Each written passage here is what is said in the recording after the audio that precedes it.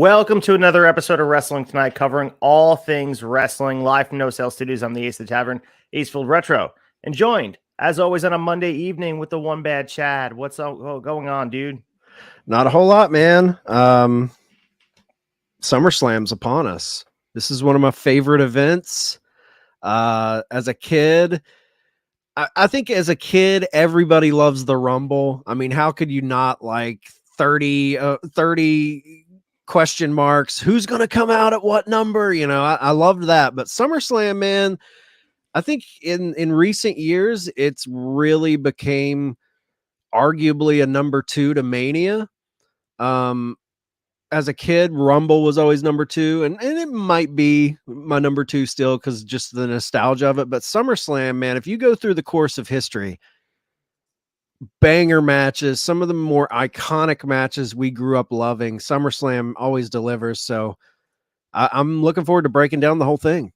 Absolutely. And SummerSlam was one of those moments as a kid watching wrestling and signified the end of summer. I remember specifically 2002, Rock versus Brock, HBK versus Triple H, circling August 25th on my calendar and just knowing where I was going to be live in person to see that. But also the dread as I'm like hanging out in a pool, like that means school is pretty much the next week. But SummerSlam this year is early for the kids watching. It's going to continue throughout.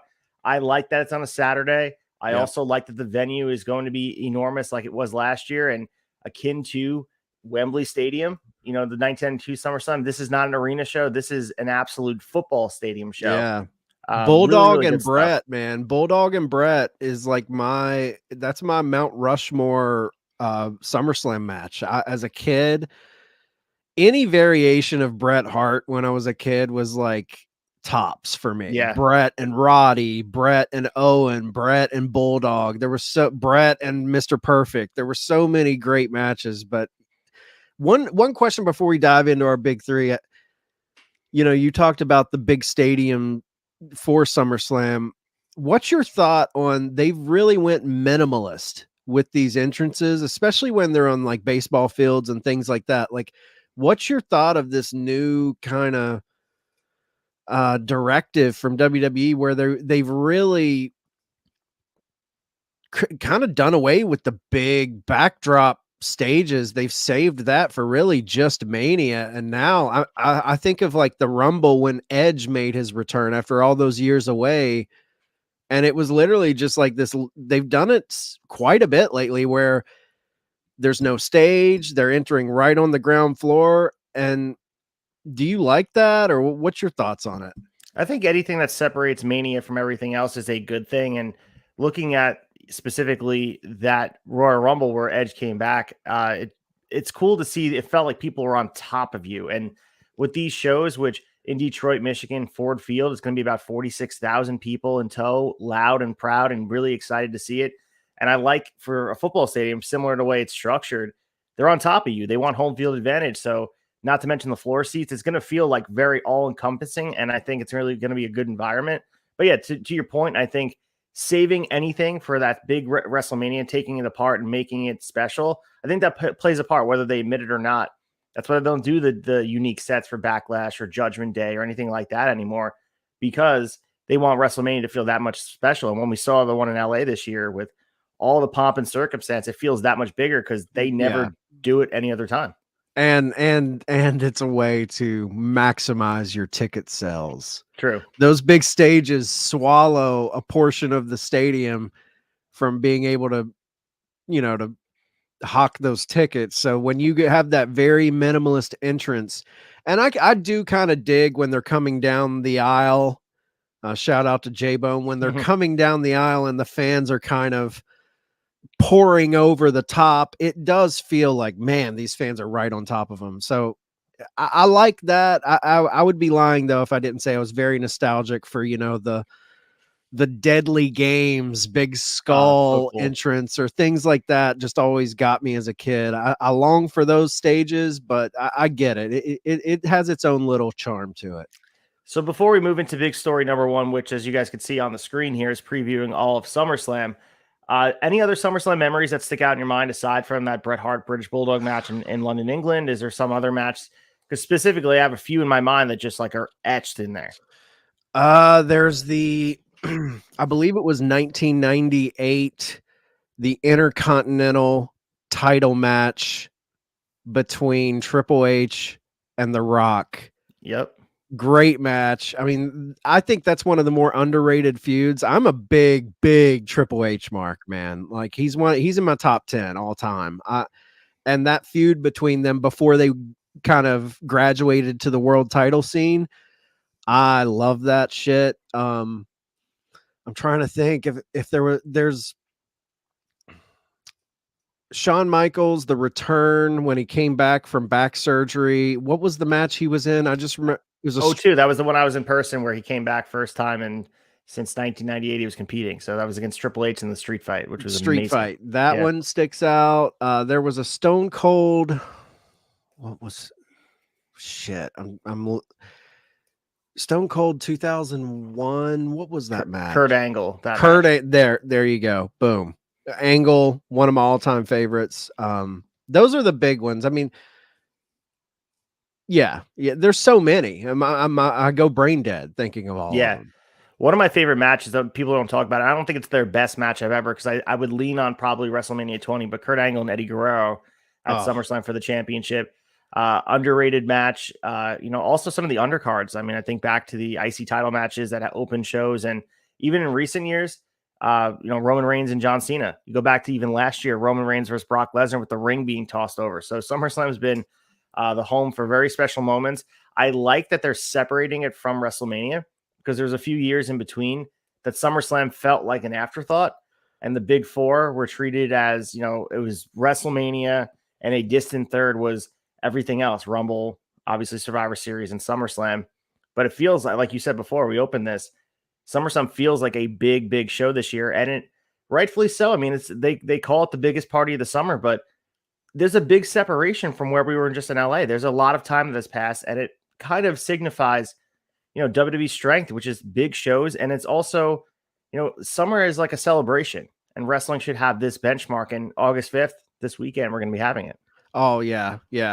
And got to throw another one in. Shawn Michaels' Vader from 96 is a good one. Where he's yelling at Vader. That was Vader. People said that was Vader's downfall in WWF because, he stay down, you idiot. Yeah. Ultimate Warrior Ric Flair, 92. Or no. Ultimate Warrior Savage, I meant. 100%. And the Rick Rude match. Owen Hart versus Bret Hart in a cage, which as a kid, I thought Owen Hart may have walked out with the championship in 94. I was 5 years old, just like I thought Owen was going to win. As a younger brother myself, I thought, man, I was rooting so hard for him based off of he already beat him at WrestleMania 10. It could happen this summer. But yeah.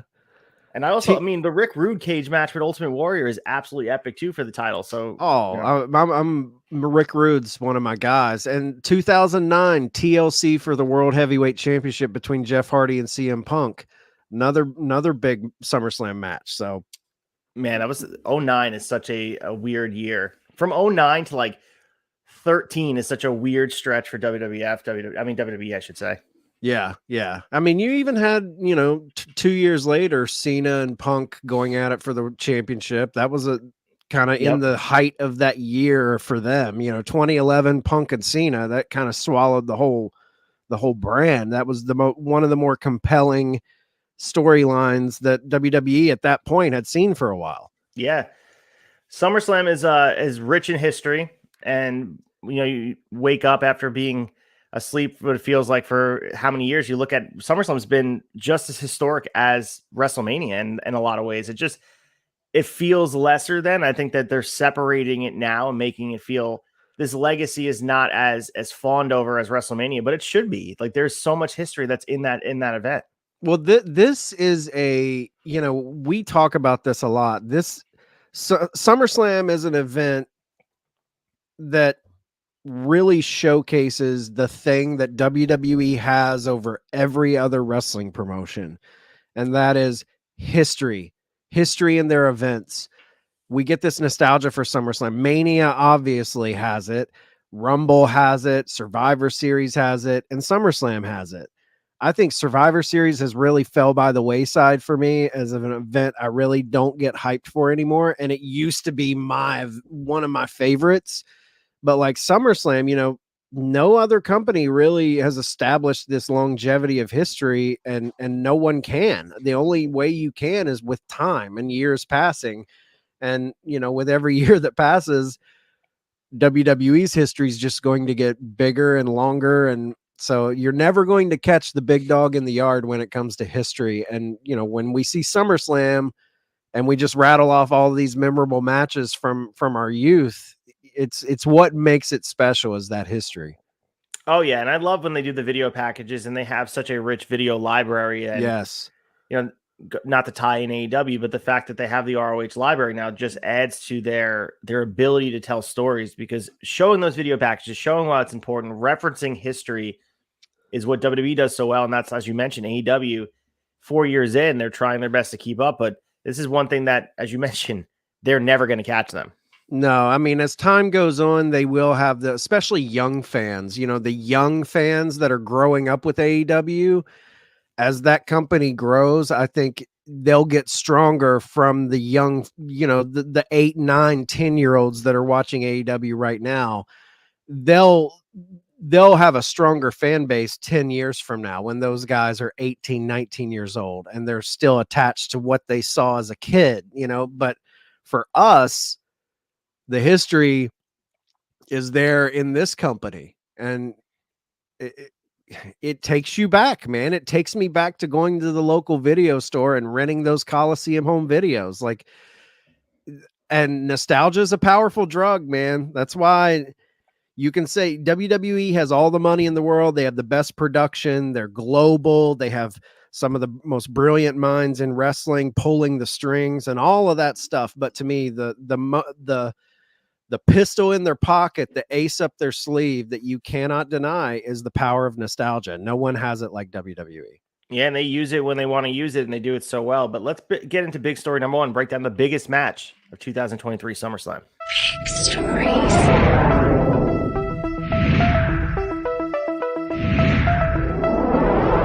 Story 1.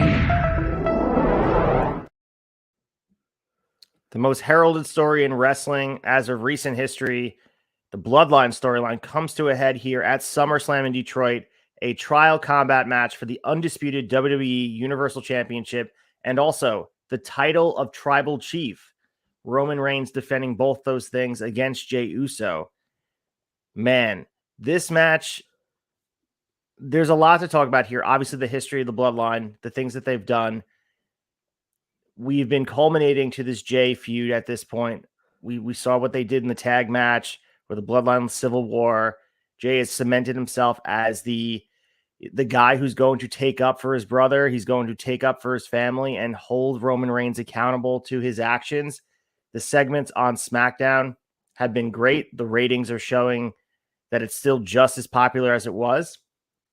Watching this match, my only ask of them is that they make me believe in the moment. Similar to Sami Zayn in Elimination Chamber, similar to even Matt Riddle, all the way back, over a year ago at this point.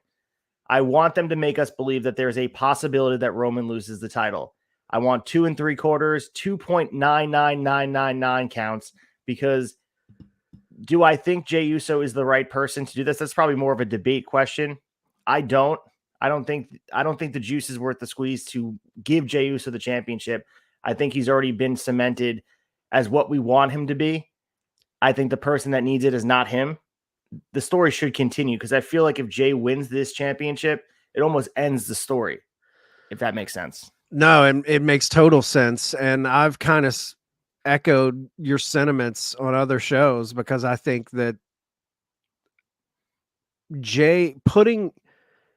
It doesn't make... I get from a certain... Like, if you're talking just straight story, it may make sense, because this all kind of kicked off back in October 2020 with the Hell in a Cell I Quit match, where Roman really forced Jey to look at him as the head of the table. And it started before that, but that this has its roots all the way back into Roman's early Universal title run, and it's built from this. So it does feel kind of like a full circle moment where, Jey's finally going to get one up on Roman. But from a business perspective, when we talk about how you book wrestling, it makes zero sense to me to give the big moment of beating Roman for the title. Not getting a pin in a tag match. Oh, his first time he's been pinned in X amount of months. That's all well and good. But whoever is given kind of the crowning moment of being the guy to dethrone Roman Reigns, it doesn't feel like Jay has earned. Jay doesn't need that. And to me, it's like, who's the next face of your company? And from a business perspective, that's what this is. This move is who's going to be the next guy? Who's going to be the new face? This company's not looking at Jay Uso as the face of the company.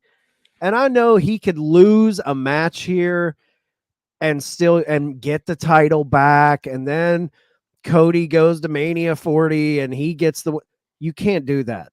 You cannot have him lose and then get it back. Whoever beats him the first time, it needs to be the big moment that's the crowning moment for the next guy up. And I just don't think Triple H, Vince McMahon, Nick Khan, all of those guys, when they're looking at that plot point as that story moment, the move is not to crown Jey Uso. I'm sorry. He's done an incredible job. I think there's an argument to be had that Jey Uso, from a pure storyline acting perspective, he's the guy. He's done the best work out of anyone in this entire Bloodline story when it comes to just the emotion he pulls in these segments. Like, you are totally bought into Jey Uso. Everyone's rallying behind him. But even with that said, they are not looking at him as the guy to take you into the next 5 to 10 years of this company. It's just not. Yeah, and I look at the following events and seeing posters and matches that sell tickets.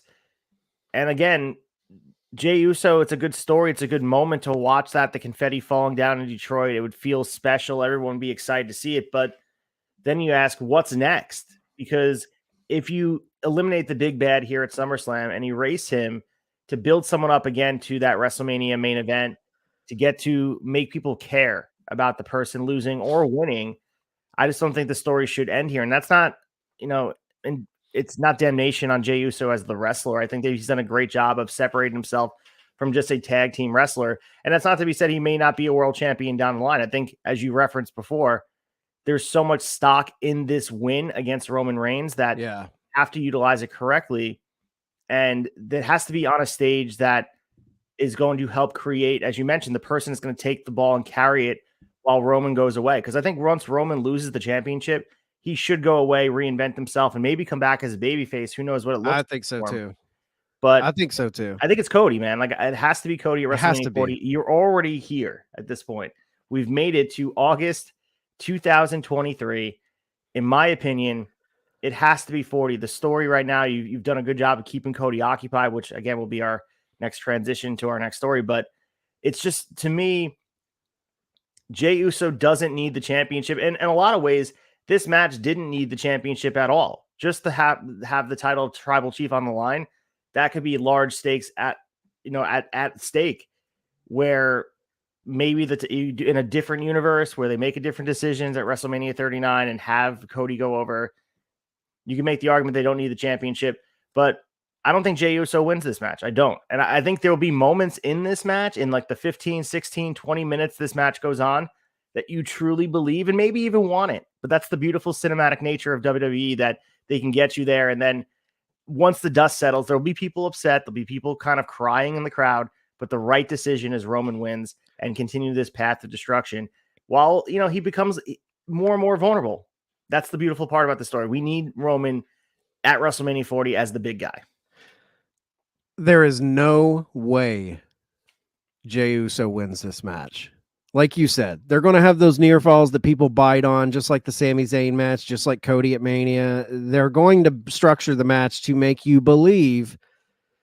But if Jey Uso were to win this match, to me, it is the all-time botch of this story. And I think it could hurt this story like a lot, because there will be people out there that say if Roman wins, or if Roman loses here, that doesn't mean the story is over before Mania 40, that he could still get the title back and then get. To me, you've built this in such a way that the end game is the transition of power. He's on this undefeated streak that is just unparalleled in modern wrestling. That is the end game, is who beats him. Yeah, you could do a whole Jey wins and then Roman gets it back at Payback. But that is such a man, that would be, I think it would take the steam out of everything. He has to go into Mania 40 undefeated. He has to. And if he loses that title at SummerSlam, if he loses that title at Survivor Series, hell, if he loses that title at the Royal Rumble, even the other big four events, if he were to lose that title there, it seems like a misstep. This is such a monumental, big story for WWE, arguably the greatest story they've ever told. I mean, it's up there with McMahon, Stone Cold. It's up there with those type of stories. If you have a story that you've built that well, the end game, the big moment he finally loses, has to happen at the granddaddy of them all. It has to happen on your largest stage with the most eyes watching. And for that reason, I think Roman takes it. Like, I don't think it's a possibility that Jey wins this. I truly don't. It has to be Roman. The goal of this match is to parlay the momentum going in for the Bloodline story, but also the goal of, similar to Taker, his streak and losing to Lesnar. Think about that kinetic energy that's been created from that loss and everything that's been spawned from that. You can also reference Roman Reigns was spawned off of the fact that Lesnar beat the streak and then gave a lot back to Roman. And we're still reaping the crops of that rainfall of the season. Yeah. Go to this match and follow the path to WrestleMania. They have to find a way to continue the momentum of the Bloodline storyline in a different way. And that guy is Cody Rhodes. We've seen the fans. They are not sick of him. They want him to be the guy. They've done a good job of keeping him occupied, as we referenced before. But I think everyone will be just as up for a match in Philly for the American Nightmare to be taking on really a battered Roman Reigns that's been through a whole warfare with his family and other people. It will be such a better moment for Cody to walk away, but also better for the company, because the moment with Cody lives longer, and he is the guy. He is your next Hogan. He's your next Cena. He's that guy. And again, it's no knock on Jey Uso. He's just not that guy in that story, and nor should he be, because I think quantify him as just like the end of Jay's story is becoming champion. That's not what it's about for Jey. No. I think his story continues, and there may be a time and place where he is a main eventer from this, but it's just not now. There's so much on the line with the Roman title reign that you can't just give the championship to make people feel good. This story has to pass on that energy to the next 3 years of television. I think Cody Rhodes is the guy to do it. He absolutely is. And I think, I don't know how you do this from a storyline perspective, but the bloodline obviously is going to factor heavy into Roman's journey towards Mania 40. And we've heard Jimmy and Jay talk about in interviews, the dream for them is to face each other. And, at this past Mania, we were talking about that. Instead of that tag match, if it was brother versus brother, they were kind of teasing that's a way they could go. I think if I'm WWE, I give the brothers their dream match, and I somehow shake this out with all of this bloodline turmoil, and I somehow work it where you get that classic Jimmy versus Jay at Mania 40. It's like Owen Brett, man. Like there is a place for matches like that. And if both of them want that, and you can find a way to make that work within the confines of the bloodline story. And I think you could somehow, some way, you could have one of them turn back to help Roman, and then the other guy doesn't go that way. I mean, it's there. I just don't think Jey Uso versus Cody Rhodes at Mania 40, like, say you really hitch the wagon to the horse of Jey Uso if he were to win at SummerSlam and that's your guy. I'm sorry, that's not a marquee match in my opinion. Like, Jey versus Cody doesn't have the ring that Roman versus Cody for the second time for the rematch essentially from the year before. It's like Rock versus Cena all over again. They went back-to-back years. So I think it's a no-brainer. But with Cody's the guy, man. Cody, they're grooming him to be that. Cody's the guy. Yeah, and I also believe that they have to be careful with how this is booked, but I think in a way, and maybe this is wishful thinking, you need to reinvigorate the bloodline and maybe add some new faces. And I think it's a perfect opportunity to bring Jacob Fatu into this fold. And we know he was involved in some controversy and all this stuff with no showing an indie event, but there's a time to bring him in. It's now. Yeah. And correct me if I'm wrong. I don't know if it was this past SmackDown or the one before, but in the segment where Jay floats the idea of, no, this is going to be for the head of the table. The Roman delivered a line, I believe, where he said, does the elders know about this? Or it was something about the elders suggested this, approved this, want this. That if they're still talking elders, you got to bring in the Wild Samoans again. You got to bring in Rikishi. You got to tap into some of that. There's some of that they have so much left still that they could tap in, go deeper into this.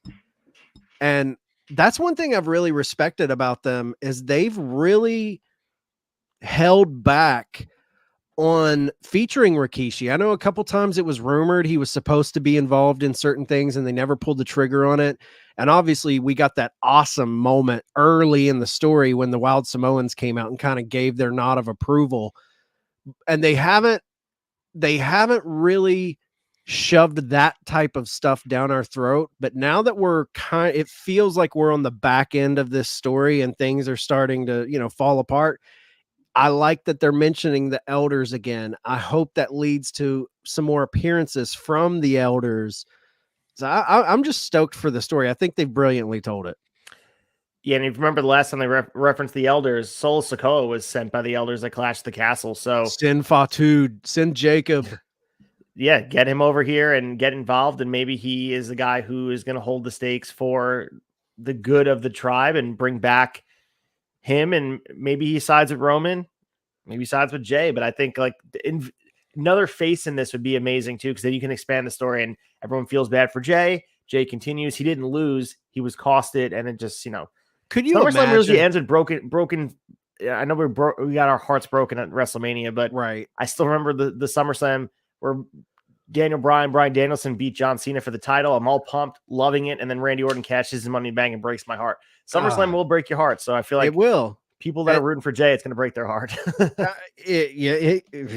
It's known to do that. And could you imagine at Mania 40, if all of our predictions are right, and that is the moment they're going to transition power into the new face, which is Cody Rhodes. If WrestleMania 40 is when Roman loses to Cody, and you really want to stack up that 40 as kind of in a sense, the finale of this bloodline story. Obviously, there will be aftermath, there will be fallout, certain stories will continue, but if you really featured WrestleMania 40 as the end-all be-all of all things bloodline, you have Roman taking on Cody in the rematch, you have Jimmy versus Jay in a brother versus brother match, and you have Solo Sikoa against fucking Jacob Fatu, who debuts at Survivor Series or the Rumble and makes this crazy appearance.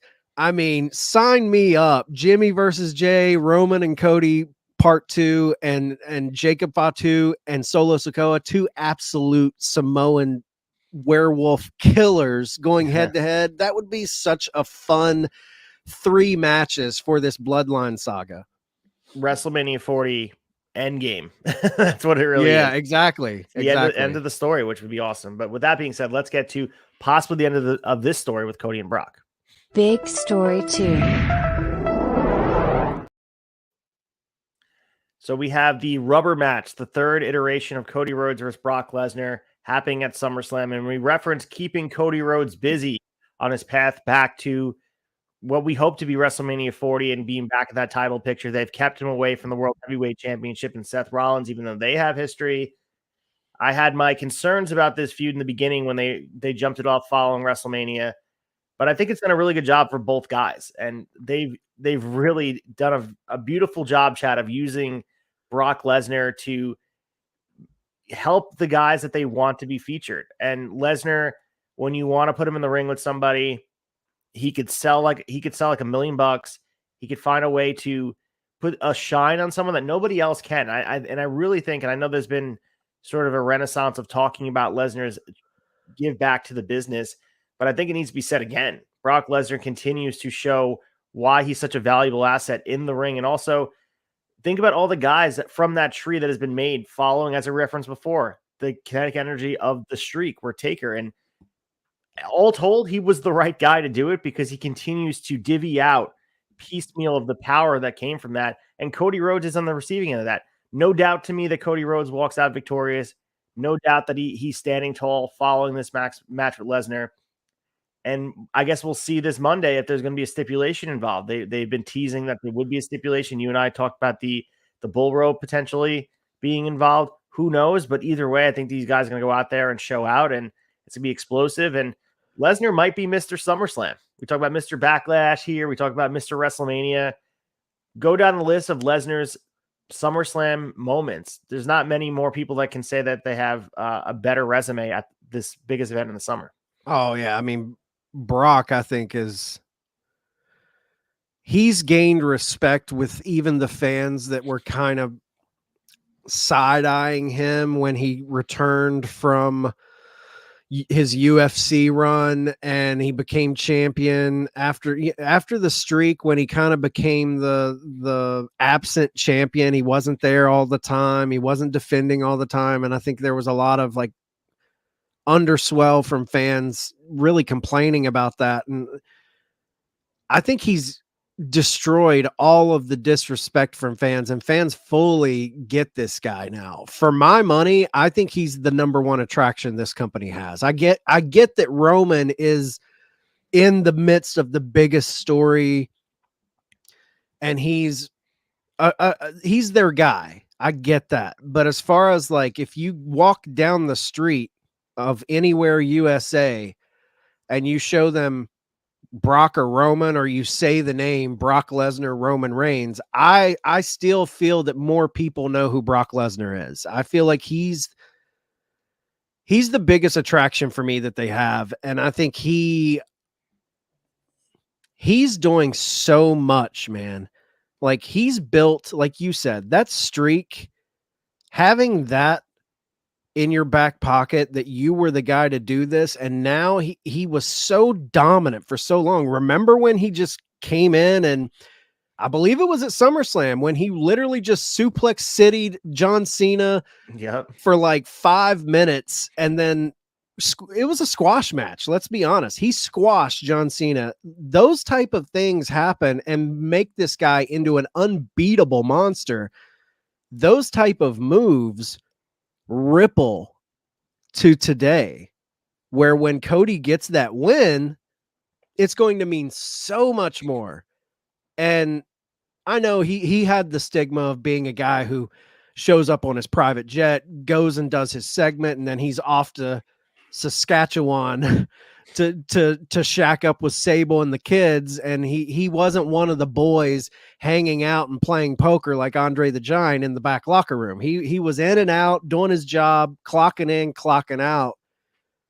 But if you really listen to the guys who popped up on interviews, the Undertakers, the Stone Cold Steve Austins, who have commented on Lesnar, they say no one gets the business like him. yeah, when he puts a guy over, it has to make sense. But he is the best at selling. He's the best. He has so much weight behind him now that Brock can make you. Honestly, he can make you a made man in an instant. And I don't think he has ego with it either. He gets the business. He's just like, he's protective of what his brand that he's built. But just to this match going into SummerSlam, I think this is going to be an incredible little story they've kind of cobbled together for Cody. And there was discussions about Vince when Vince came to Cody to try and lure him away from All Elite Wrestling. They talked about Vince and Bruce Pritchard were floating these ideas of these dream matches. Like, oh, you could have this man, and Roman Reigns was at the top, but I think another guy's like, hey, we could give you a program with Brock Lesnar. I mean, that's a big deal. So there's been a lot of violence in this. This is an old school wrestling story that they've been building. And I think it's nice because it hasn't been week in, week out. We even got that little feud with Cody and Dominic. I think he even had a match with The Miz somewhere in there, maybe. Like, yep. But I like how they've done this. Like, he just shows up, ruins Cody's day, and I'm liking it. I'm very intrigued to see what stipulation they throw on this. We've got one more week, one more Raw that's going on right now, or SmackDown. We've got 2 more nights of wrestling to really line everything up, but I'm really intrigued to see what else they throw on this match. Yeah, you referenced the build to this. It feels very, like you said, old school. And man, I just think the hesitation that everyone had about this feud and about putting a roadblock in the way of Cody Rhodes, everyone had this feel like, oh, here we go. Cody Rhodes is going to be squashed by Lesnar. And it hasn't been that at all. And of course, Cody lost the one match, but he had the broken arm and stuff like that. So you can make the excuse for him. I think this moment against Lesnar getting the win is going to be the kickoff and another launch point for him to jump up and look forward to really the Rumble. Like, getting back to Survivor Series is one thing, but the Rumble, whether he wins it or not, that's up for debate. How you get there is up for debate. And this is to kind of send him forward. And these 4 months that we've been dealing with this feud, and I think the critics have been silenced by it because the match quality's been there. Cody Rhodes showing a different side of himself in these matches, having the opportunity to show the violence and the stick-to-itiveness to overcome really what is a modern day monster and the last of them in wrestling that can work. Because they toss big guys at us, but as far as guys that just are imposing, but can also elicit sympathy and also show that all these moves that they're doing in the ring. I think back to the Claymore that he sold like he was dead from Drew McIntyre. The best, man. That Rumble was Drew awesome. McIntyre, dude. Like, and Brock Lesnar is, as history continues to tell, he's selfless. He thinks about the business big picture, lack of ego.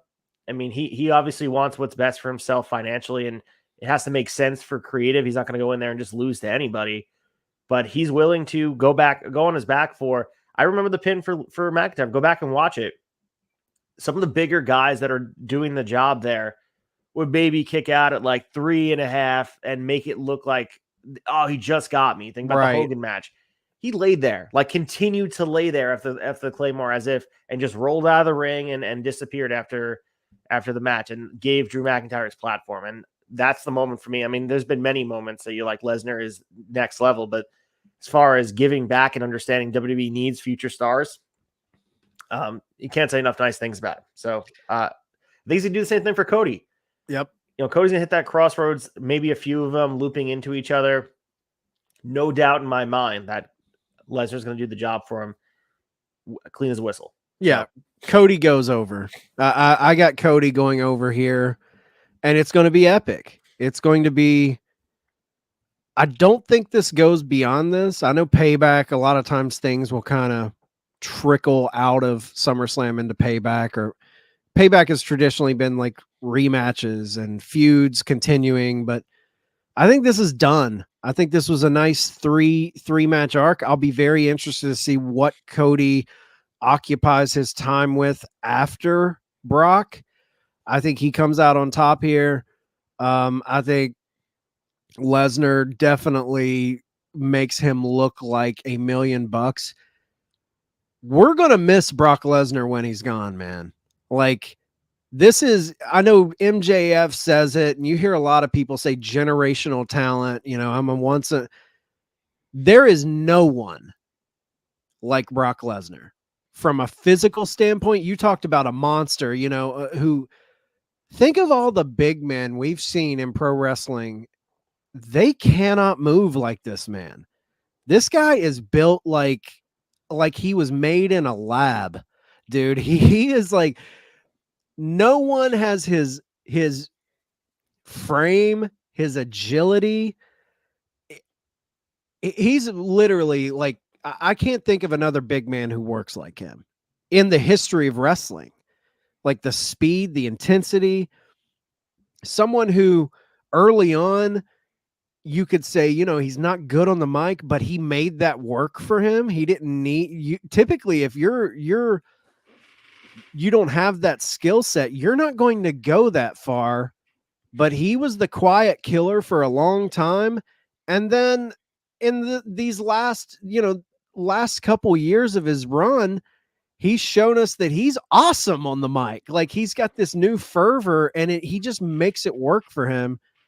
But Cody getting this win is going to be huge. I think it's going to propel him into something interesting. I'm just honestly not sure if we're right, Ace, and Cody goes over, what's next for him? What is a big challenge to occupy him?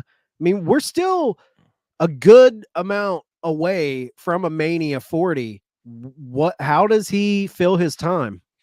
Well, I think it may tie into the next match here. I don't think it's for the World Heavyweight Championship, but I think he might, target Judgment Day. I think there's a lot of meat on that bone to get involved, because Judgment Day has been really acquiring a lot of power on Raw on Monday nights, and they're feeling very like powerful.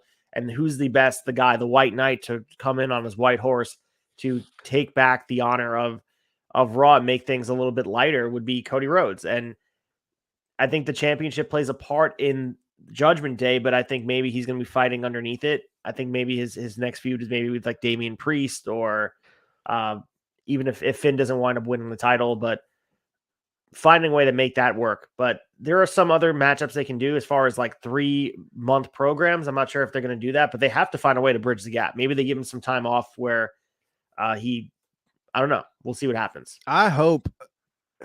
I know you could save this. You could really save this until after Mania 40, but if it's me, I'm not saving it. I'm pulling the trigger on it, and I'm using this as a way to plant the seeds of who's next for Cody if he wins the belt at 40 from Roman Reigns. And if I'm SummerSlam this year, after Cody takes out Lesnar and wins, and he's in this, euphoric sense of victory, the Viper comes out and drops him on his head with an RKO. Yeah.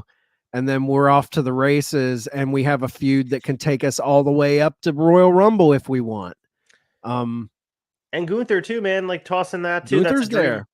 So I think you can really book out from April 2024 until the end of that year with 2 really monumental programs that could bridge that gap and be awesome. Like Gunther and Cody is, to me, I mean, especially if they go international on some of those dates, like I think Gunther and Cody could really be a great draw. And then, of course, Randy Orton, when he comes back, he's got to be inserted in the main event. And there's history there with the legacy and everything that went on with Cody and Randy.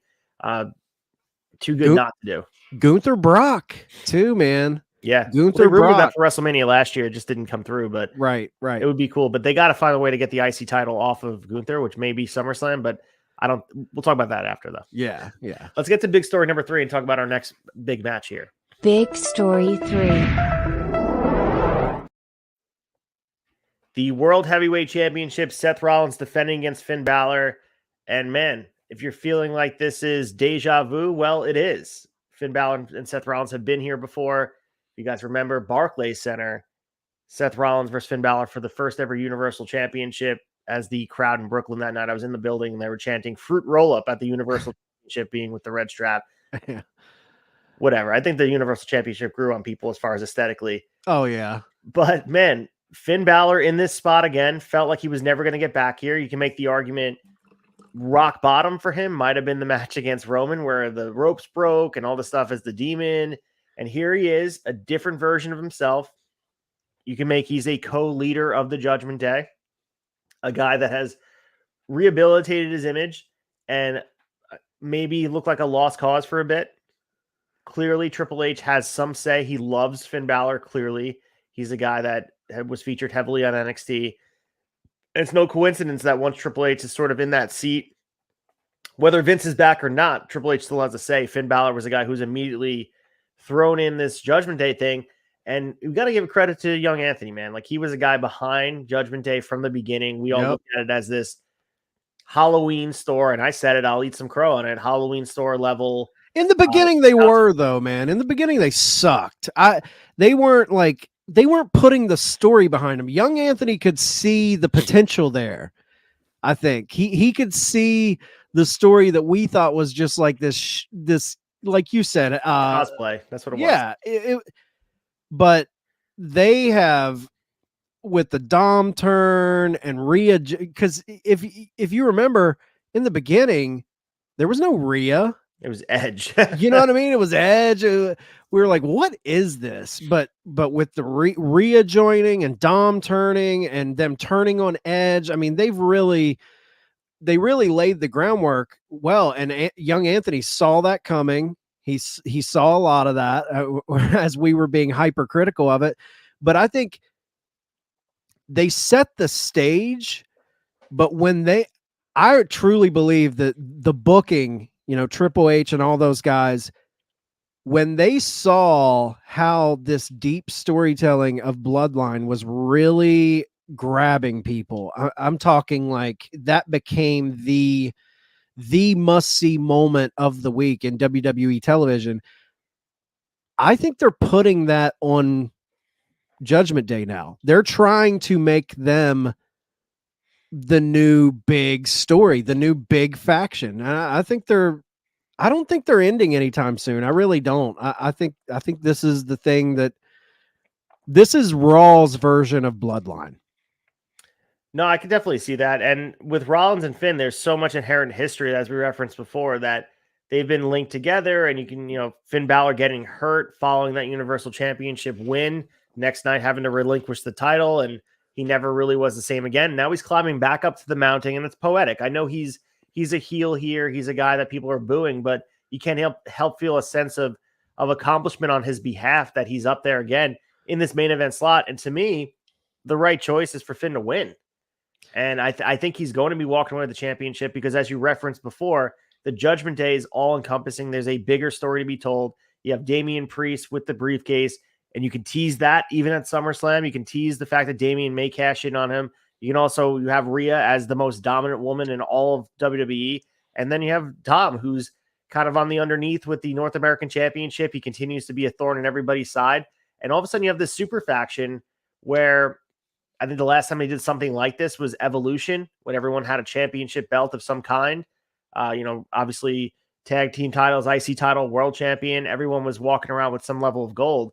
Judgment Day could have one of the best runs here of kayfabe wise of a faction. I don't know if anyone has held that a level of esteem here.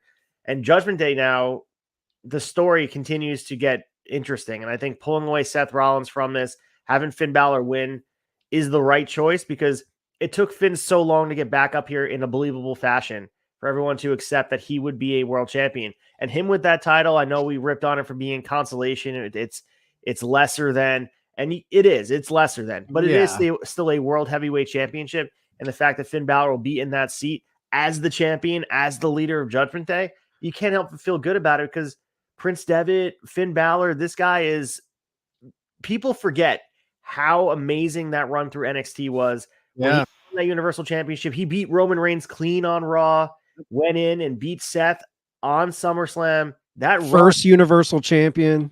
Like Finn Balor is he could be, if he didn't hurt his shoulder in that match with the buckle bomb against the outside of the ring, we could be looking at a whole different narrative of where things went, because it really felt like Finn was that guy and he's finally earned that trust back. And now you have to cash in. I don't think you wait right now, especially that World Heavyweight Championship. It needs to be established some lineage and history. Finn Balor's the right choice here. And Seth Rollins really doesn't need the championship anymore. He's as over as it gets. You don't need a championship. Yeah, and honestly, I mean, Finn, dude, he was arguably one of the more underutilized guys before Triple H came back to the helm. Or not came back, but came to the helm after, Right. The McMahon shit. He kind of became he was a mid-card guy no one really talked about. Even when he joined Judgment Day, I feel like people were just kind of ho-hum about him. Because I remember, when he would bring the Demon out in NXT, fans were like, he was red hot, dude. And he was fans were almost so kind of down on him that there was this big surge of like, just stop doing the Demon. Don't do the Demon. And people were tired of it. And it does feel like he's been rehabbed, especially in the last 6 months. I mean, I think this is recent that Finn's finally getting some like serious stock behind him, at least for me. Like I wasn't taking him the way they booked him. I wasn't taking him as seriously, but this is a very interesting match to me. I think this is the more, out of the three that we have in our big three, this is the more unpredictable match in my opinion, because you could go either way. It's like you're wanting to kind of crawl into the minds of Triple H and the bookers and be like, how are they looking at this? Do they want to keep that belt on Seth Rollins? Because like we said, that's a consolation title. Are they wanting a long reign to kind of solidify that belt? Do you need that? Or on the other end, do you crown Finn? Do you make this super faction where everyone has a piece of hardware? But by him having that title, does that mean there's going to be early dissension with Damian Priest? Priest has that briefcase. Is it going to be the cracks in the foundation of Judgment Day? I don't think it should be. I think it's one of your hottest acts. I think you keep it hot. I think if you... Damian has to target someone else with that briefcase. He doesn't have to use that to go after the world title. But do you have Finn lose and then Damian Priest comes in off the back of Seth winning and cashes in at SummerSlam and he wins the title? There are so many ways this could Certainly go. possible. Yeah. Like if Finn takes him to the limit, Seth ekes one out, and then here comes Damian, cashes in, and then Damian's the champion. Then you've got some weirdness there in the fallout. Does Finn support his brother, or is he like, you picked up my scraps? So there's so many different story elements here, and that's why this match, to me, from a storytelling perspective, is probably the most compelling of any of the matches. Because every single way you go, whether it's Seth winning, whether it's Finn winning, whether it's Damian cashing in, there are so many options that are completely viable options. It's just crawling inside the head of Triple H and being like, what's he want to do? What does he see? And like you said, Ace, Finn is notoriously a Triple H guy. And I feel like Triple H has always saw him as being one of those guys that could be the top guy, and he's never had the opportunity to crown him. And Seth is a Triple H guy too. So it's just very interesting to see, like, man, how is this going to shake out? And what's it mean for Seth? If Seth loses here, where does he go? It's just very intriguing. So we have some other matches on the card here. We have the triple threat match for the WWE Women's Championship. Asuka defending against Charlotte and Bianca Belair. Chad, quick thoughts on this? I mean, it feels like they've shoehorned Charlotte into the match. The program to me is Asuka and Bianca. Charlotte coming back and being involved. She adds a level of star appeal here, but sometimes, I almost would rather just Asuka Bianca straight up. I don't know if you feel the same way. Yeah, it always worries me when they shoehorn Charlotte in there because it's like it always makes you think like, oh God, she's going to get that belt again. And I'm a Charlotte mark. I know a lot of people hate on her. I love Charlotte. I think she's the best in the women's division all time. She's great. Man, I don't know. I think if it's me, I keep it on Asuka. I really do. Like, I think giving it back to Bianca right now doesn't make a whole lot of sense to me. And Charlotte feels like an afterthought to put her in there, which scares me because usually, that means she might sneak it out. I'd keep it on Asuka. I'm going Asuka here. I agree with you. I think Asuka defends her championship successfully. I think it'll be a good match, though. But we also have the Intercontinental Championship.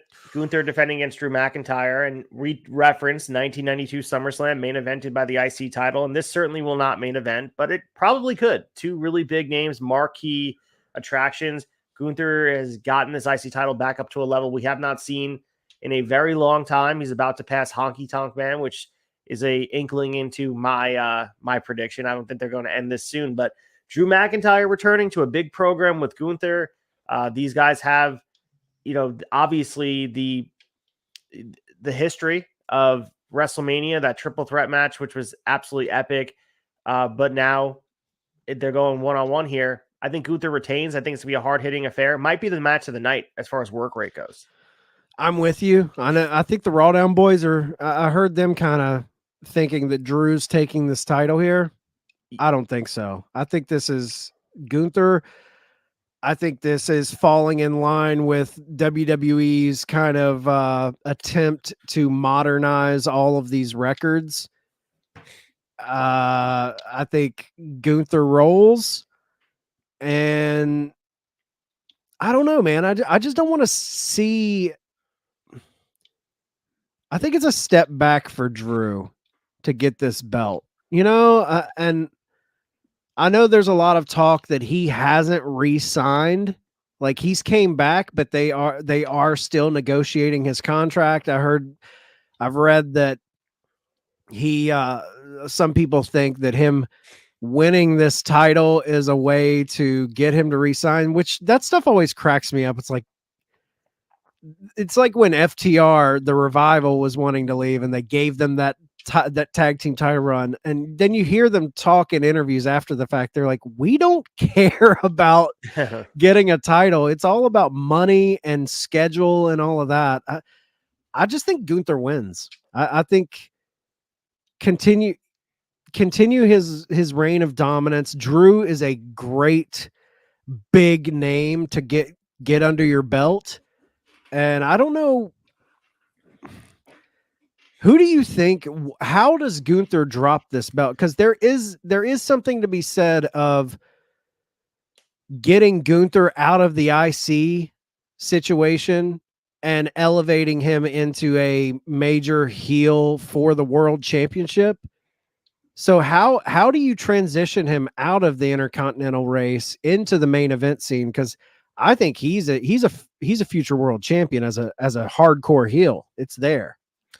Yeah, the opportunity would be against someone like Drew, but I just don't think it's now because the two things. It's the Honky Tonk Man record that you're chasing. I think you have to take advantage that it's there. Like, unless they're tied to Honky Tonk Man, they want him to have that record as the greatest IC champion. Unless he's doing a Zelle transfer into their account, like, this is all I have. Please let me just continue. I'm the greatest IC champion of all time.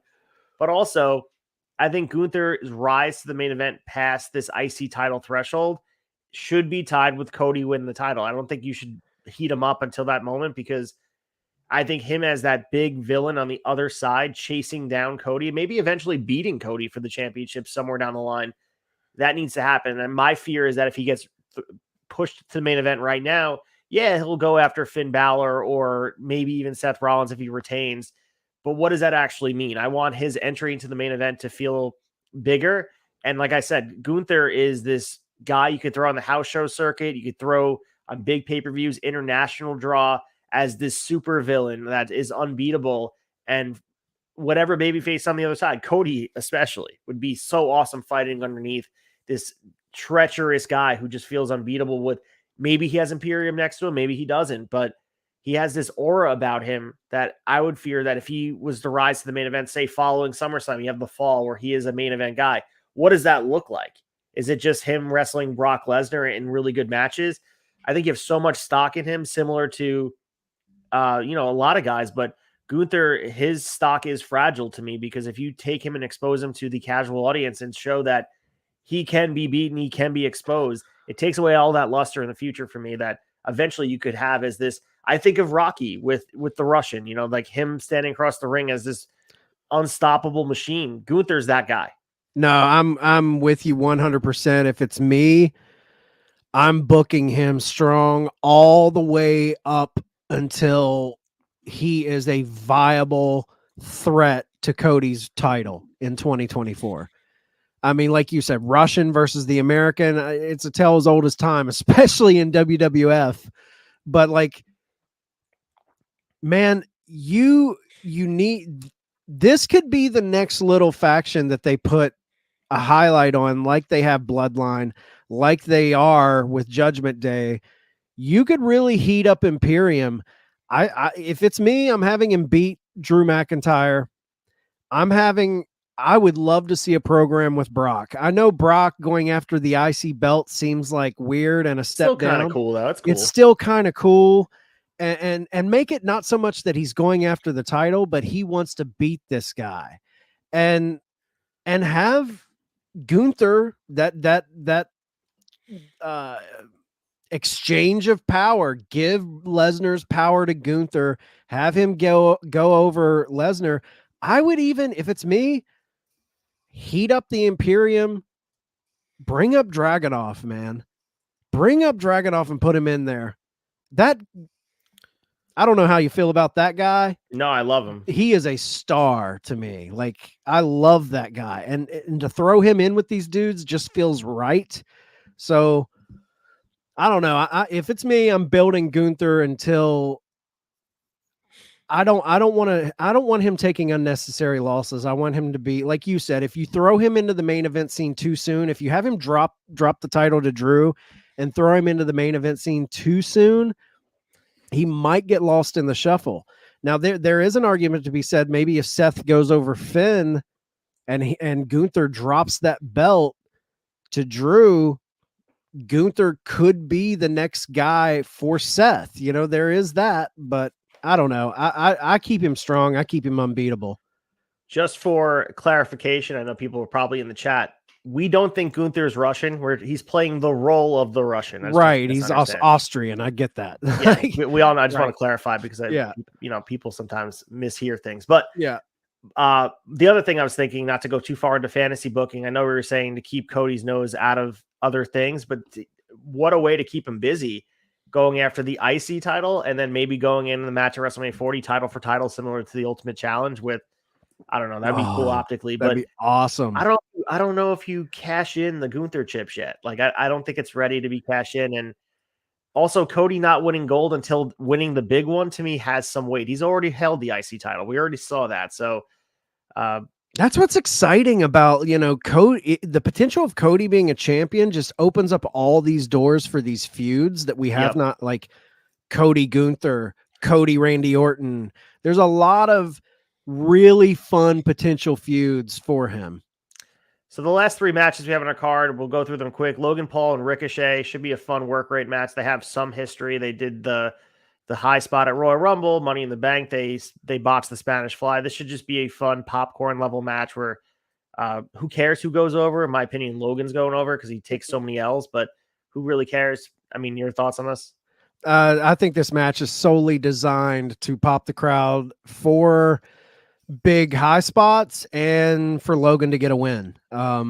Ricochet, you got to step up your mic game, buddy, if you're ever going to get on a roll in this company. Like, he is atrocious on the mic. I think he's skillful. I go back to watching that guy all the way back to Lucha Underground with Puma.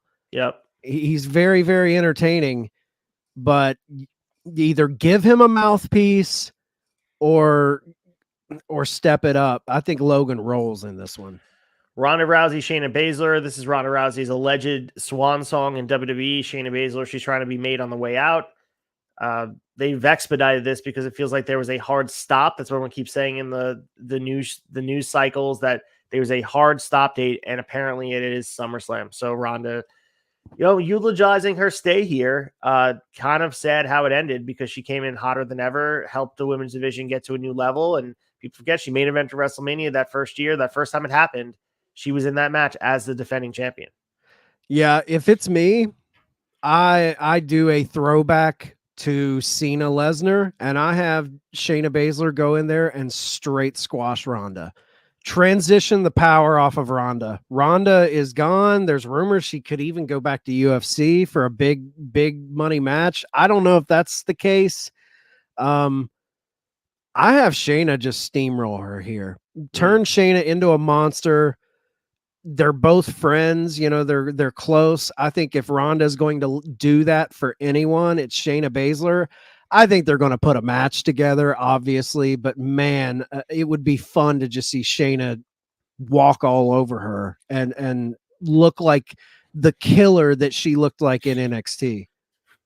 And for the patience that Triple H said we all should have, we should pay off with this SummerSlam pre-show Battle Royal.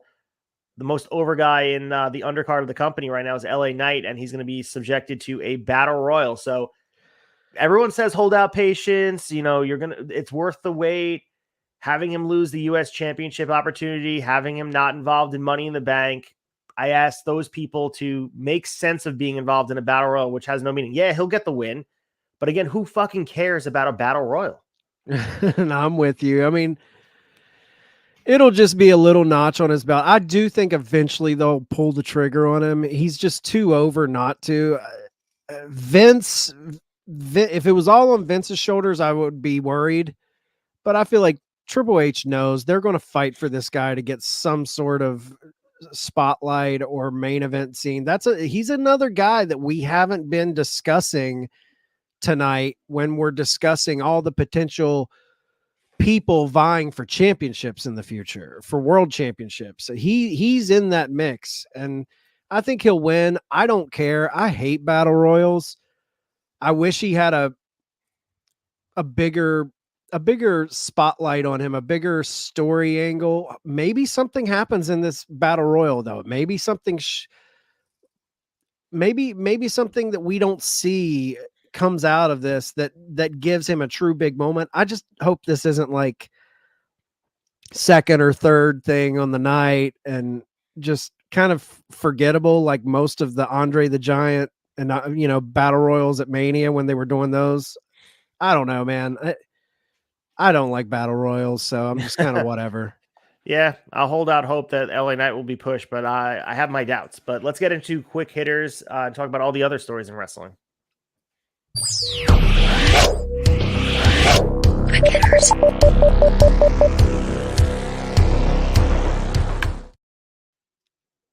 All right, for quick hitters, you referenced Vince McMahon being in charge. Well, he's also recovering from surgery. So according to a report that dropped late last week from TMZ, he had major surgery last week to correct an issue with his spine. So the specific nature of McMahon's spinal issue is not clear, but the surgery is ultimately deemed a success. He was under the knife for 4 hours, Chad. Damn. And also in the report, they were talking about his influence with some of the nicknames. If you guys are seeing some nicknames pop up, Dirty Dom came from Vince, apparently. Big Bronson Reed came from him, and a directive coming straight from Vince himself from under the knife. But right before he had the mask on to be just put under for surgery, he's like, call him Dirty Dom. Call him Big Bronson Reed. We need more adjectives. I mean, Big Bronson Reed. Wow. He's big. He's big. I mean, that was a really hard one to come to. I mean, all the best to Vince, like spinal surgery. That's no joke. 4 hours under the knife, 77 years old, going under the knife for 4 hours. That's a rough spot, man. You're jammed up when you're there. But if anybody has the creme de la creme when it comes to surgeons and doctors, it's going to be Vince McMahon. So while he's laid up in bed, I'm sure he's enjoying some streaming. Well, not until now. We're not going to get this yet, but AEW has trademarked their AEW Plus in the category of streaming. So on July 24th, we finally had it. Everyone has been talking about this HBO Max deal, potentially having the entry into streaming being all in England. But looks like we're going to at least have a place for the history of AEW to live on this AEW Plus streaming. We're not sure if it's going to change the way pay-per-view does, but the fact that they came out with the trademark is enough of an inkling to me, Chad, that it's happening sooner than later. Yeah, and I wonder if this is going to be a part of Max. You know what I mean? Like, right. When you go to Peacock, there's that WWE tab. Is AEW Plus going to be signed up through Max? Is this its own thing? It's hard for me to buy that it's going to be its own thing. It could be. It could be. I just remember the network when WWE first launched that network. They worked on that for years, man. Like, that's no small feat. Maybe it's a little easier now, with technology, and Tony Khan's got the money to drop on stuff like that. But I don't want them to rush this. I'm pining to have a place to go and watch the history of AEW, those old Dynamites. I'm pining for that. But at the same time, I don't want them to just feel the need to rush something that doesn't have the infrastructure behind it where it can run and operate smoothly. So with them, I just really like the idea of them getting on Max, because Max has that prestige behind it. With HBO, I feel like they've got a lot of good. It's my favorite streaming platform. I think they have the best quality shows and all of that. So for AEW to hitch their wagon to something that's very respectable, I think to use a wrestling term, AEW would be getting that HBO rub. Yeah. So I'm excited that they're trademarking this, though, because that means something's coming. Something's coming down the pipe. Yeah, anything would be better than Honor Club, how that functions. So I think being a tab on a streaming service is a good entry point into the doing things, as the infrastructure is there and they can figure out a way to put it all there. Plus money, if you're giving them 4+ years of content to feature on a stream, you're getting paid for that. So that could be a good windfall for AEW. So AEW has hired Chris Hero here, and this was reported by Mike Johnson of PW Insider. So if you've been listening to the show, we were maybe thinking Chris Hero would be involved in Blood and Guts. Eventually they went with Pac on BCC. Maybe we'll see Chris Hero active in the ring at some point, but for right now, his contributions to AEW is going to be backstage as a full-time producer, and he's gotten high praise from everyone he's working with. And Chris Hero is a guy who has a smart mind for the business, historically has a lot of legacy, and people would be smart to listen to him, how they put together matches. And he's another great mind to build that brain trust around Tony Khan to help with booking and creative. No, I think this is a bigger deal than probably what casual fans realize it is, because a lot of, just fed brain fans see Chris Hero, and I think they think what was his name? Cassius Ohno. Yep. Cassius Ohno. Yeah. From NXT. And you're like, oh, but he does have legacy in the business, man. Chris Hero, he has a lot of ties and friends within AEW too. I mean, he's tied up with, he's got the history with Punk and all the ROH stuff. And correct me if I'm wrong, but I believe Chris Hero trained Orange Cassidy. I think I don't think fully, but I think that he definitely played a part. You can look at Cage Match, has him listed as a part trainer. Okay. I knew he had some handling in Orange Cassidy, but man, we've said this before. I know me and Sneed talk about it a lot on the flagship every Thursday on Apple and Spotify, but I love watching this young company build the infrastructure, the brain trust. I think it's so compelling and interesting to see who they're bringing in. With Jimmy Jacobs, I think you can totally see Jimmy Jacobs' influence on this company with the backstage stuff kind of becoming more prevalent. And with Chris Hero coming in, it's very exciting. Mike Mansouri, all of the hirings they're doing to build the back end of this company, the people that make it run that you do not see. It gives you a look into the mind of Tony Khan. That's what I find most compelling, is who is he choosing to come in?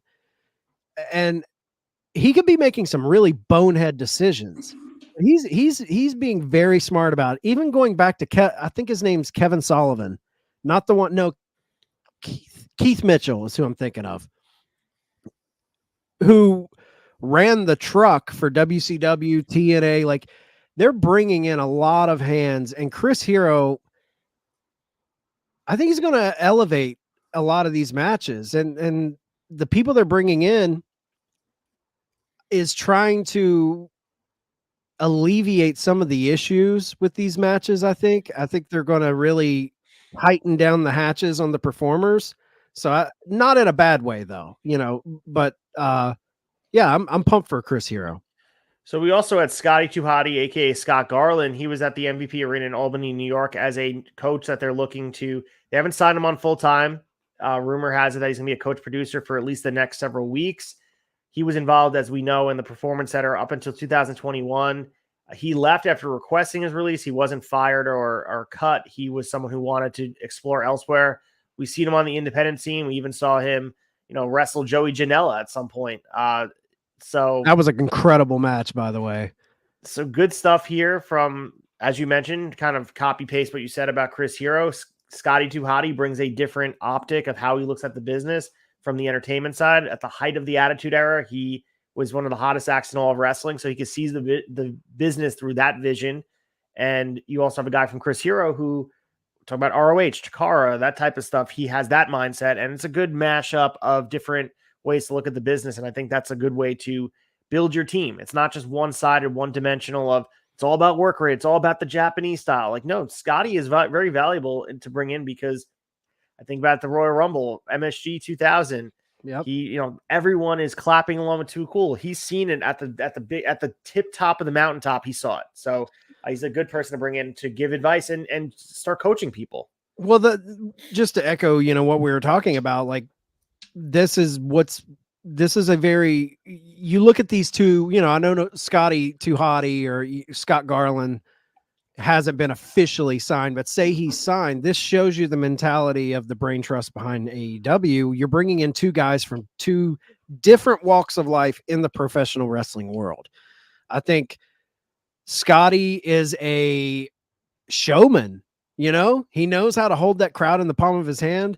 And above all, we can give him all the superlatives for his in-ring career, but do not forget, he was a highly respected producer and trainer at NXT during a lot of their golden days. People look to him. So to have someone with a mind like that, there's a reason why people like this are brought in to, test out the waters. So I'm excited. I hope he's brought on, because if you've watched interviews with Scott Garland, he's a very grounded guy, and I think he brings perspective that not a whole lot of people have. So we also got news on Thursday that Impact Wrestling will be jet setting on a plane, getting to UK in October. They're going to be making stops in 3 cities from October 26th to October 28th. Glasgow, Scotland, Newcastle, England, the Coventry in England. And I talked about this extensively on the Impact show, Brace for Impact 1010 on Thursdays, where their height of popularity, they've never reached heights in North America that they've reached in the UK. They were doing numbers that were rivaling what WWE was doing, attendance gate wise and popularity wise. It's cool to see them go back. They're going back to Chicago. They're there this weekend. They just did some tapings. We'll see that kind of come to fruition on Thursday for the first taping. But I like to see them expanding into different markets. We saw Australia, and then we're seeing different cities get touched upon. They've become very comfortable in Canada, and understandably so. It's a good crowd to have. But seeing them go over to UK, it's just tapping into the well of, we see WWE go there. We saw AEW is going there as well. There is a passionate wrestling fan base that is there, and they're going to be running Scotland, which is awesome to see. Yeah. I think this is great for Impact. We've talked about how, back in 2009, 2010, in that era of Impact, when Britain, UK, all of that, they were hotter there than they were in the States. Like, right. And I think people remember that. And I think, being in Canada and having this tour in UK and trying to get back into these markets, the thing I love about it is I feel like fans over there are a little, they respect wrestling, they're not as tribal. I know tribalism reverberates everywhere, but I feel like American fans are really bad about it. But it always seemed to me like UK just wants good pro wrestling. Same with Canada. Like if you bring your product to them, they will show up and show out for you. It's not just, hey, this isn't WWE. We're not going to be into you like we are them. I think they always show out for these companies, and I think they appreciate when a company like Impact comes to them. And this 3-date tour, I hope they get a lot of tapings in. I hope they do. Are they doing tapings, Ace, or is this just They didn't say, but they typically have done these cities where they, even for Australia, they did the Down Under tour, which they did one-off tapings, not for TV, but for other things. I hope they do TV. That'd be cool. I would love to see them do like the weekly show on Access, do some tapings over here, because I guarantee you these fans are going to be rabid for the show. Yeah. It's going to be awesome to see. So we also had a report about Brian Pillman Jr., and he officially has signed with WWE. So apparently a deal has been in place and it's in the process of being finalized. He's going to officially moving his whole life in a suitcase and one of those sticks with a bandana tied to it. Yeah. Going to Orlando, Florida, brother. End of August, he's going to report to NXT, begin training at the PC. Good move. AEW is not utilizing him. He has the legacy of WWE loves that, where he has the name, he has the look, he looks like his father. You could really do a lot of stuff with him, and missed opportunity for AEW, but it's a good get for WWE. Yeah, and for someone like him, you're coming into a company that owns the rights pretty much to the likeness of your father, as far as like they've got the footage of his career. They can really get him worked up, as far as with AEW, he had a few moments to shine. I felt like at one point, especially during the pandemic, the Varsity Blondes were pretty over. When we went to see Double or Nothing at Daly's place, the first show back from the pandemic, dude, Varsity Blondes were over with the crowd. The crowd loved them. AEW really dropped the ball with them. I think Griff got hurt and things happened and it fell by the wayside. But I think this is great for Brian Pillman Jr. I think they're going to hopefully give him the respect and focus and really get him ready.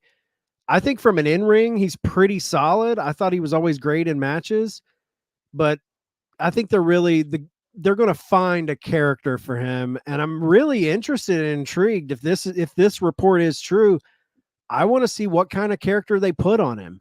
Yeah. Is he going to live in the shadow of his father? Are they going to try and make him a quote unquote loose cannon, or are they going to go a completely original route with him? I think it's very, very compelling. So we also have another face that is staying with AEW, and it's Roosh. So we can make conversation about what they're going to do at Roosh and talk about the impact of him staying and all of that. But what I thought was very interesting about is the reasoning, and this came from his manager, Jose, and he was talking about, which unbeknownst to us, Roosh's wife was dealing with some health issues and in the pregnancy process with the newborn baby. And Tony Khan, the empath that he is, was like very concerned and showed a lot of care towards his family. And that solidified the deal for Roosh as a family-oriented man to stay with AEW, to the point where he said there was never any other consideration to go despite other offers. So awesome to see. First and foremost, I love Roosh, the competitor. He's a great addition to the roster, especially with the extra 2 hours of Collision. There's a lot you could do with Roosh, former ROH world champion. But this also shows the other side of things, where it's not just about money, not just about creative. Sometimes it's about the person running the ship. And we've seen Eric Young. He bounced when he didn't want Vince there. Yep. Turned away life-changing money, according to him. Roosh, at this point, he said AEW cares. Tony cares about his people. And I thought this was a good thing to get out there in the media, because a lot of times everyone wants to call him, rip on Tony, call him Tiny Tony, or whatever they want to do. Right. This dude cares about the wrestlers that are in his control here. Yeah, Money Mark, Tiny Tony, Cringe Tony, I get it, man. We're fans. We're going to nitpick all the bullshit. It's what we do. But in those moments, we can trash him here and there for that. But Tony, man, look at the Brody Lee Memorial. Yep. Like, I always think back to that. And moments like this with Roosh, like, you want to work for someone who cares. You would probably take less money to work for someone who appreciates and cares for your work and your life and your family, rather than take a little more money for an absolute asshole who's going to treat you like shit. Not to say that's what WWE would do. They care about their people too, I'm sure. But they've been around. They probably keep a lot of that behind closed doors. But with AEW, I think it's good for morale. It's good for the company's publicity to see things like this and hear people say things like this. Dude, I'm stoked to have Roosh back. That Roosh Bryan Danielson match is one of my favorite matches, like, of the last year. Hard hitting. I cannot wait to see him go to Collision, because I have a feeling he's going to be joining Andrade, and they might go after House of Black in some way. I think that's why Andrade was kind of a man on an island facing off with House of Black. I think they were waiting for the ink to dry on this contract to bring Roosh in. But yeah, I hard hitting, man. He is a hard hitting dude. That match with Jungle Boy, even, man, he laid it in on Jungle Boy. People were complaining so much, like, hey, he needs to take it easy because Jungle Boy was going into that title match. But I'm all for it, man. I love Roosh. Yeah, and it also just puts perspective on what the other factors that go into decision making of wrestlers, and hearing this side of Roosh talking about Tony Khan in a positive light. Man, I'll always, and I say it every time we're on here, anytime Tony's talked about, I will always be thankful to Tony Khan for giving 100. us a secondary option. He reinvigorated my love for pro wrestling. So, and I was out on wrestling. Yeah. I was out on. I mean, I still kept up with it, but as far as like destination TV every week, I was not following it like that. I was pretty disenfranchised, like very down on fandom. I just wasn't excited about wrestling, and I'll always respect Tony for giving us a legit option. And so anytime, I feel like we at the Tavern, sometimes we get a little like defensive, like, come on, because fans, I just don't want fans to attack it so much that it goes back to only one big major national option. I'm so appreciative of what the Elite, Cody, Tony. It's nice to have a legit mainstream cable pro wrestling show, because guys, it was what 21 years of just WWE on basic on cable. Like, it was good, but it's nice to have other options. So we also have the other competitor, but they're overseas here. The G1 is taking place for New Japan Pro Wrestling, and we have the updated standings for you. Just fresh off of everything that just went down. 3 a.m. last night was the start of the last night, and the standings as of 7:28. So this is very, very new. The A block is led by Sonata, 5-0 with 10 points.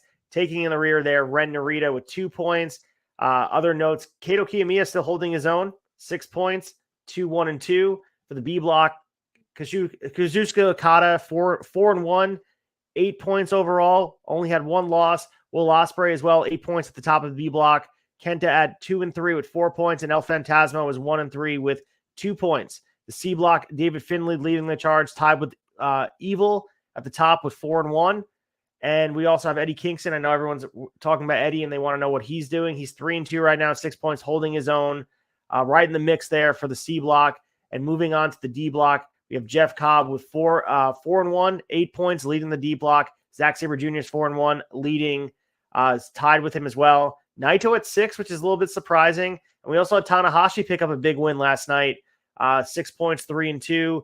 And Toru Yano finally got his first win. He's 1-4 at 2 points, but we'll keep you updated on the G1 climax as we approach really the climax of this. I can't wait till we get past this point of the tournament. I'm still keeping my prediction. I think Finlay moves out of C block and eventually wins the whole thing. You think Finlay's taking it? I think Finlay takes the whole thing. No, I mean, I would love to see that, because I'm enjoying what he's doing. I think he's getting some criticism online. I mean, everything gets criticism, but a lot of people are saying he's not the right leader for the Bullet Club, but I'm enjoying him. Man, they're really putting steam behind Sonata too, man. Yeah. Like they're really trying to make the champion, but I think they always do that because what's Okada did the same thing last year. Yeah. right. If he wins, he just doesn't have to defend his belt, right? And they find a different way to establish who he's taking on at Wrestle Kingdom. So it's not, it's cool to have him in the tournament. It's weird though, because we've seen times where the champion has to get pinned. And I think inevitably Sonata is going to get pinned in this tournament, which creates other stories. Like I pinned the champion. Can't believe it happened. So there's a lot of awesome names in here. You and I were talking off air prior that there's been some less buzz about the match quality in the G1 so far. Right. But I would say, there's been some good matches, and we'll talk about it in Dave's raves about some of the matches that's been going down. And honestly, I think it's living in the shadow of Ospreay Omega. Like everything feels not as good since those matches, and it just speaks to the state of wrestling. Usually G1 is the tippy top of work rate, and we're getting it elsewhere right now. So for those maybe not as familiar with the G1, for those listeners, Ace, it comes down to the winner of each block, correct? Yep. And that's essentially your final four. What's very interesting about that is in the B block, you've got Ospreay and Okada. Who are you taking out of each block? If you had to pick who comes out of A block, B block, C block, and D block, who's coming out of each block for you? Man, I would love in a world for A block. I don't think it's possible for Sonata not to come out of it, especially as the champion, but I would love Kiyomiya to come out of that. It's not happening. I'm picking Sonata. For the B block, I think Will Ospreay inevitably gets out of it. I think Okada is just going to come up short. It would be nice to have the defending G1 Climax holder being in there. He won 31 and 32. Would be awesome to have Okada in the fold, but I still think Will Ospreay comes out of that. I think David Finlay, as I referenced before, I think he's winning the whole thing, so obviously gets out of the C block. Again, would have been cool to have Eddie Kingston come out of that. D block's a little bit more up in the air. I think Zack Sabre Jr. comes out, but Jeff Cobb's holding his own. I like what he's been showing.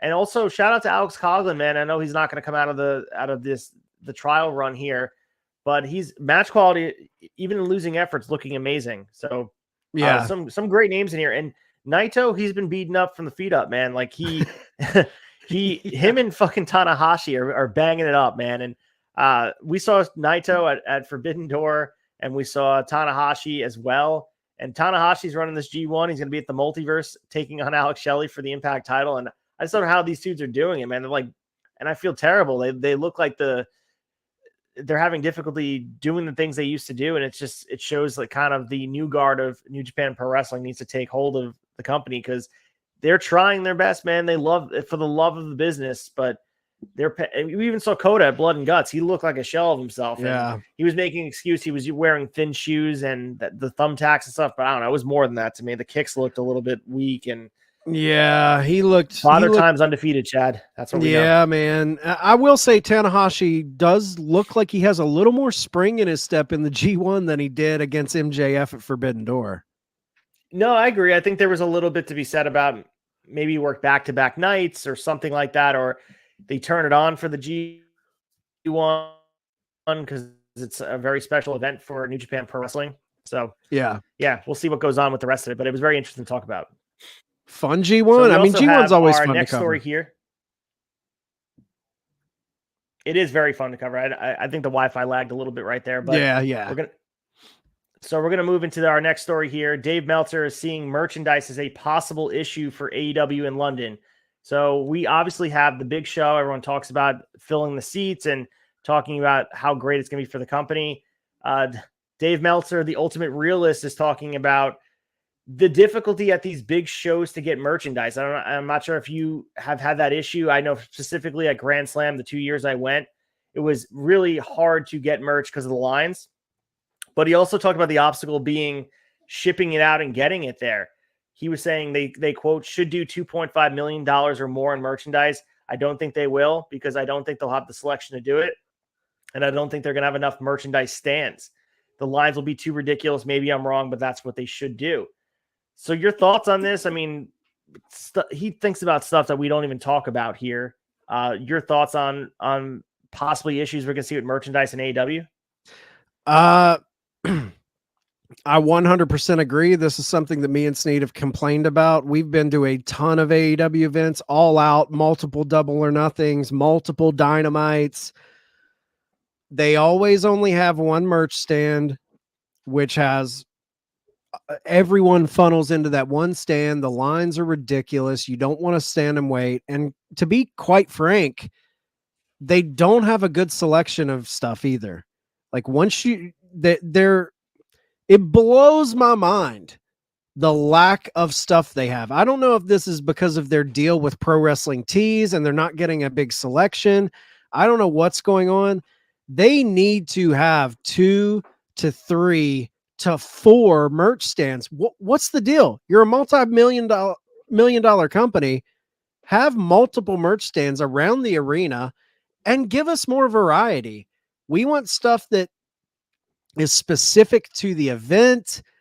We want, I feel like they dropped the ball on merch a lot. So when I saw Dave talk about this, I was like, finally, someone who can get the eyes of Tony Khan is saying something about this, because I think fans were complaining about this for a long time.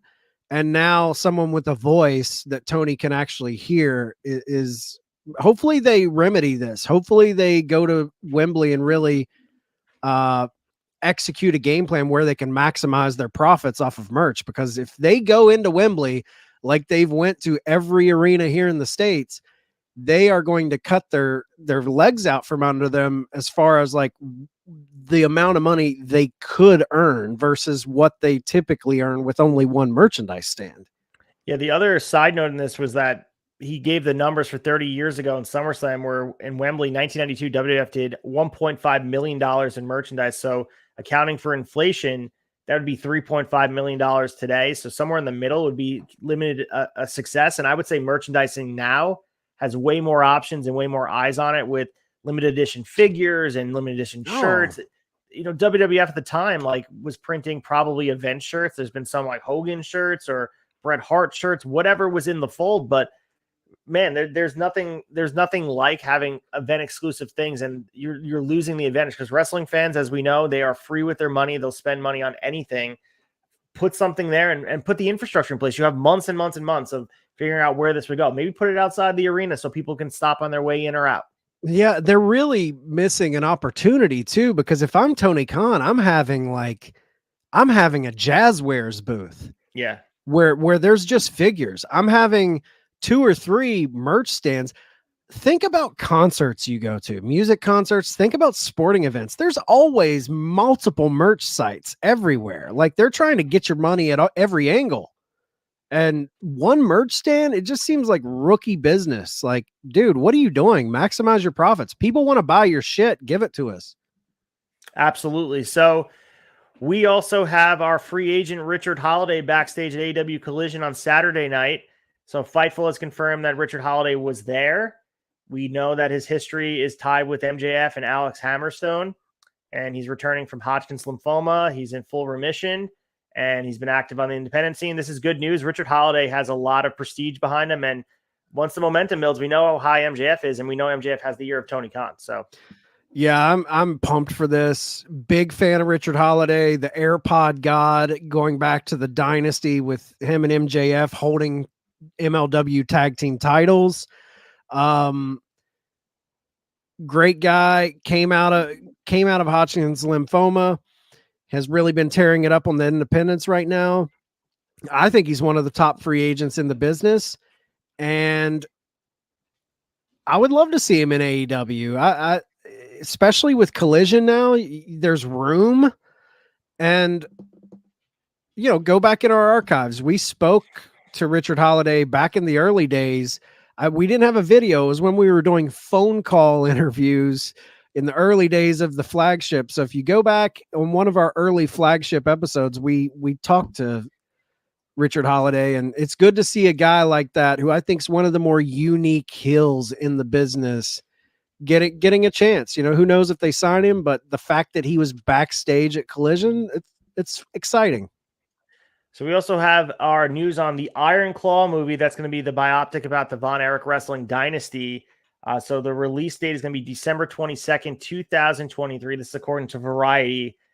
We know that Zac Efron's going to be starring in the movie. We got Jeremy Allen White, Harris Dickinson as the three Von Erich clan's brothers.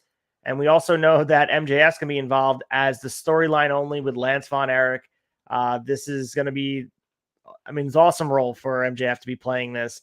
And we're going to be having AEW star Ryan Nemeth is going to be as Gino Hernandez. Chavo Guerrero Jr. is going to be the Sheik. Some awesome names in wrestling. And you were talking about Sean Durkin and his third feature-length film here and being very high on him. So what are your thoughts on this movie coming out and your expectations? I mean, I'm always a fan when we get a pro wrestling movie that has some prestige behind it and is being taken seriously. I know we all love Ready to Rumble and movies like that, silly wrestling movies, but I love a good movie like Darren Aronofsky's The Wrestler.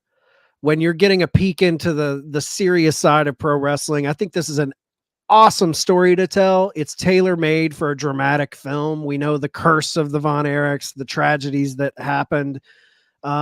Sean Durkin directed an independent film that put him on my radar back in 2011 called Martha, Marcy, May, Marlene, about a cult with John Hawkes, and good movie. I love that, we're getting Chavo in there, Ryan Nemeth, MJF, great young cast. I mean, they released the first photo, one of the first photos of the Von Erich brothers together. On the left here, if you're watching on the video, you see Zac Efron, Jeremy Allen White, and the other two playing the Von Erich brothers. Dude's getting a little jacked. I mean, Jeremy Allen White, I like him from The Bear on FX, great TV show. He's jacked for himself, but you stack him up against the real Kerry Von Erich, who he's playing. Right. It's like, Jesus, they're not going to find a guy the size of Kerry Von Erich, but I think through the magic of movies, hopefully they'll be able to drop us in there. And they did release a still of Zac Efron delivering a drop kick on Chavo Guerrero as the Sheik.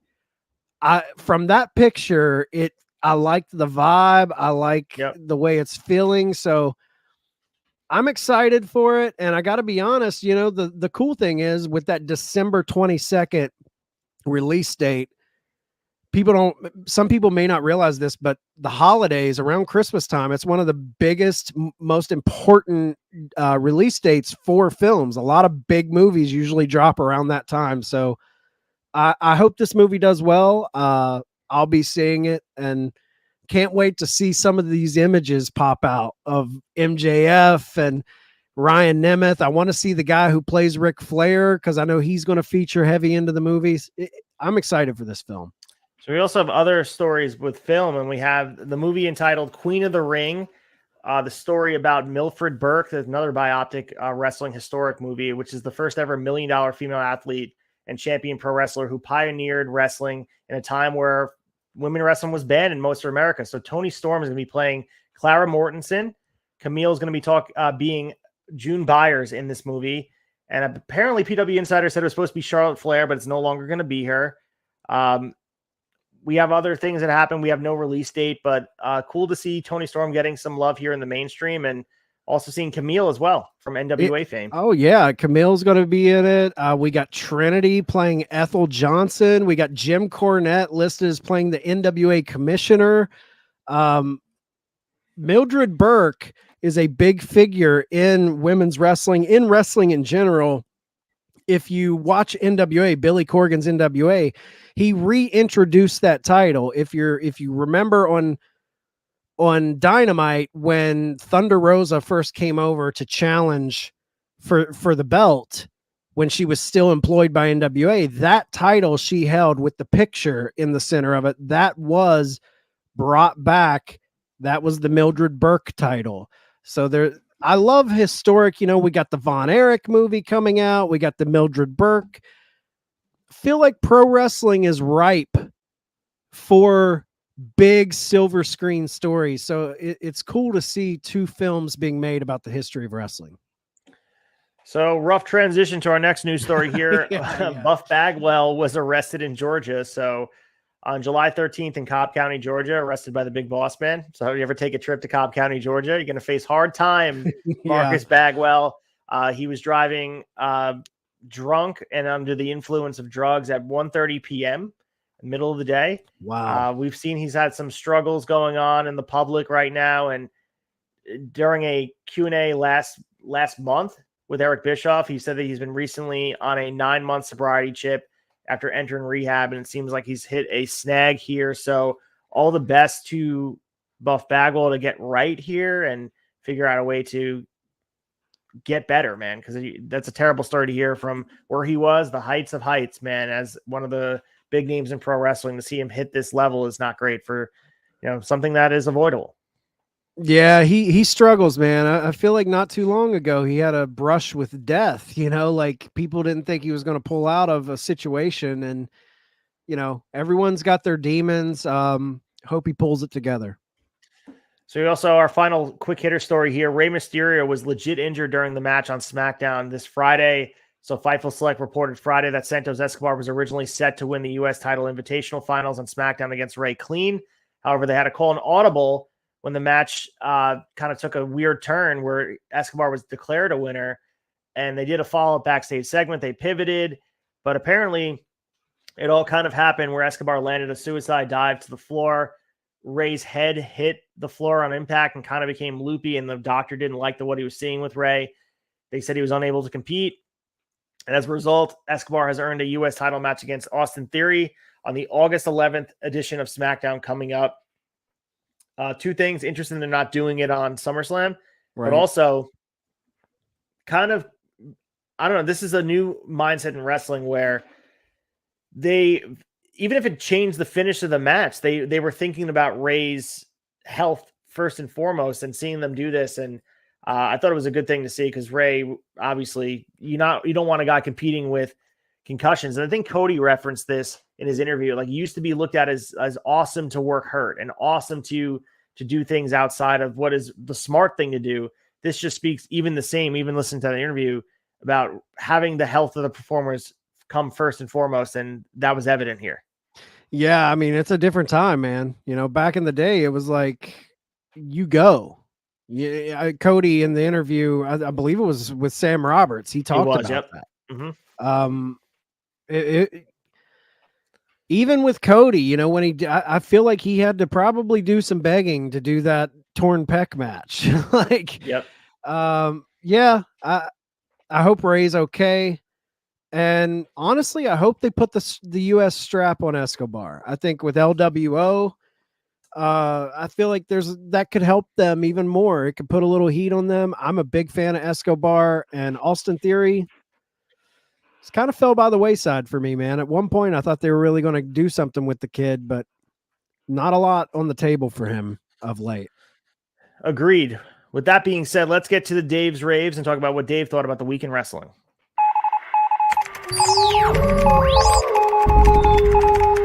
Dave Raves. So Dave Meltzer's newsletter from the Wrestling Observer, his match of the week was Okada versus Taichi, July 21st. Okada pinned Taichi in 16 minutes and 20 seconds. According to Meltzer, this is his favorite match of the G1 Climax tournament thus far. Gave it 4 3/4 stars. Said that the story told by Kevin Kelly added to the match, where Taichi wrestled a great match, but even at his best, he couldn't beat Okada. Really well done. Okada selling well, playing the role that he's been kind of hyping up, where, the crowd loves him. He's a legend, but he has this heel tendency around him now, which has been cool to see. And good match here. And we were talking about just other matches to look at. We also had Ospreay and Okada wrestle in the G1. Some matchups here that, leave us kind of in awe that they just give away these matchups on a weekly tournament, which is pretty cool. Yeah, I heard Dave talking about kind of the story they're telling with Okada in this tournament is that even at people's best, they can't beat Okada. And I think that's, if Ospreay does move on out of the B block, right, that they're in. Mm-hmm. I think I think that's going to be a story to watch, is who's going to get those big wins over Okada and get the rub. I mean, Okada essentially is in that Brock Lesnar spot that we were talking about early. He has that legacy, that lore, that when he puts you over, it's a big deal. So you also referenced Will Ospreay. We know how great he can be. He was his performer of the week, Dave Meltzer's performer, I should say. And the thing he said in the newsletter was, and I quote, "The one thing about Ospreay is that he has matches that make his opponents look great without it looking at all like he's carrying them." So he has this way of doing things that make people believe in their opponent. Will Ospreay is a one-of-a-kind, to loosely use the term, generational talent, since we talked about it. He's a guy that is once-in-a-lifetime type of stuff. And Ospreay giving back in other ways too, making his opponents look super strong. And the hidden blade finish, everything about Ospreay looks real and stiff. Yeah, and the rumor is, I don't know how much, we didn't discuss this in quick hitters, but the reports and dirt sheet rumors out there is that it's going to be Will Ospreay, Chris Jericho at All In at Wembley. What do you think about that, Ace? I would like to see Omega versus Ospreay, the third and final match in front of the England crowd. If they're gonna do Ospreay, Jericho, I'd like it to be at All Out. That's how I look at it. Yeah, I'm with you. I'm with you. I think everyone's wanting that Ospreay Omega thing, but yeah. So quickly, let's go through what he said about the attendance and what we're looking at for All In at Wembley Stadium. So Meltzer reported that as of now, there are 76,929 tickets distributed. This puts them less than 4,000 tickets away from WrestleMania 32's attendance record as they climb up the charts as the most attended wrestling shows for a paid attendance ever. So the quote was in the newsletter, "It looks like a good bet to be the largest recorded attendance in history, aside from the New Japan show in North Korea in 95, which were not paid attendance. It is number 5 all time when it comes to attendance at actual paying shows. And the WrestleMania 3 mark probably went a week to 10 days ago from being broken with a month left with no matches. The 80,709 total now looks like it's being broken." So the actual all-time paid record is certainly possible, but far from a sure thing. There are 10,896 tickets sold left. So potential looks like it could be 87,825 in Wembley Stadium for All In, dude. Insane. Not one match announced yet. Yeah, that's what I was going to say. It's insane that there's not even a match announced yet. I feel like things are starting to shake. On Collision this past Saturday, the first person to even mention Wembley was CM Punk. He pulls that title out. And which leads you to think, like, where the hell are they going with these matches for Wembley? So the next 2, 3, 4 weeks leading up to this, it's going to be very interesting to see how All In and All Out both shake out, because they've got 2 events to kind of book. And stay tuned with us. We'll keep you covered all the way down the path. And let's go to the week ahead and talk about what's coming up in wrestling this week. The week ahead.